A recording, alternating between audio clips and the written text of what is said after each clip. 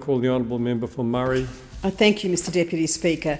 I very strongly support this Trade Support Loans Bill 2014 and the Trade Support Loans Consequential Amendments Bill 2014. In fact, I think it's one of the most important things that we introduced in this budget, and I'm so pleased that it is likely to commence in terms of giving our trade trainees at last some semblance of decent income as early as July in this year.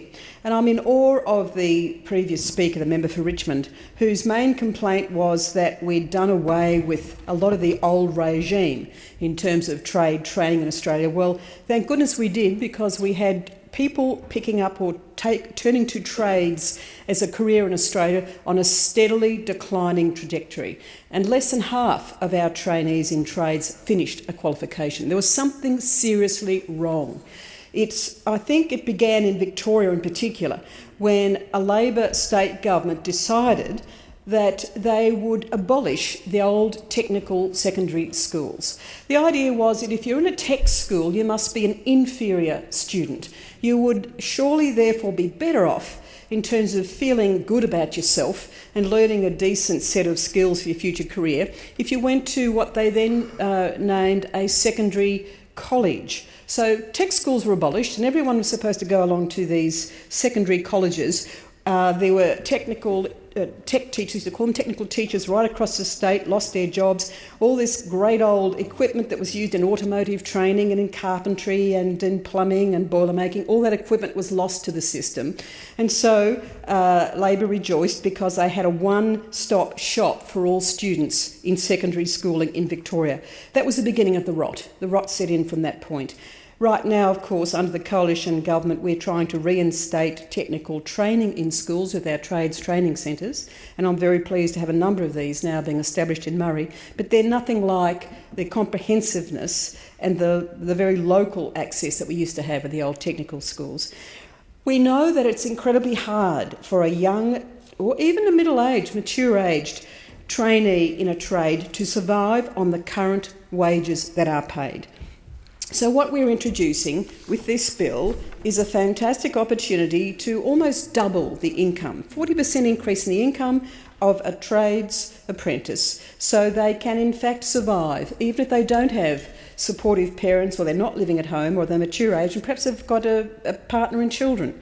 So they will have up to $20,000, of course a completely voluntary loan, which will be indexed in line with the CPI, and the apprentices will be paid amounts totaling to $8,000 in their first year of the apprenticeship, $6,000 in the second year, $4,000 in the third year, $2,000 in their fourth year, and these will be repayable, these loans, under arrangements very similar to the Higher Education Loan Program or the HELP debts. In other words, you don't start to pay till your income reaches a certain threshold. So again, this is about the coalition recognising that we shouldn't have two standards when it comes to the country considering the needs of our up-and-coming skilled people in the next generation.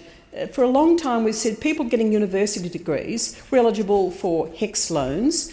We said that university students could also have special loans available through the universities themselves. Now we're saying, well, so should trainees in trades. Of course they should.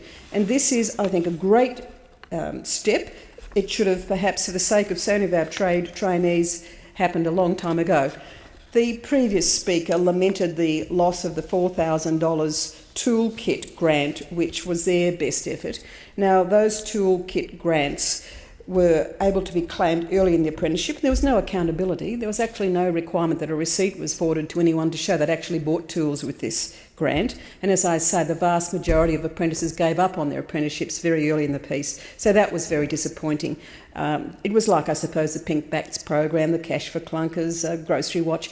A good idea from someone all of a sudden, but the way Labor managed it, it didn't give the individual any better way to live on their very low salaries. Just hopefully a box of tools didn't keep them actually with food and fuel for their vehicles. So this is an extraordinarily important bill.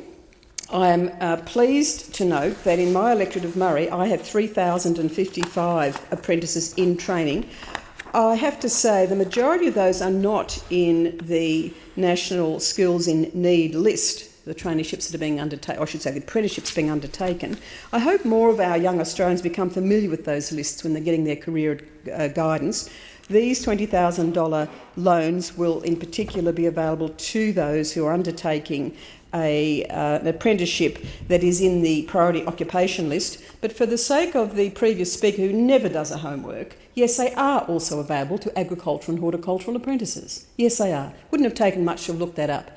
So I have to say that I strongly support this bill. It's going to make a huge difference for the numbers who can then support themselves, in fact live on the very low apprenticeship wages.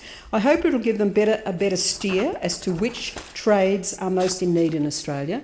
I hope more women can take up apprenticeships in what have traditionally been male gender dominated areas like construction and automotive, and I certainly am most concerned that we still, as this previous speaker, the member for Richmond did, that we still have this denigration of training in Australia where we say it's second rate, it's not as good as university education, so no, you shouldn't have the supports from the public sector or the public purse that we've been offering university students for a very long time.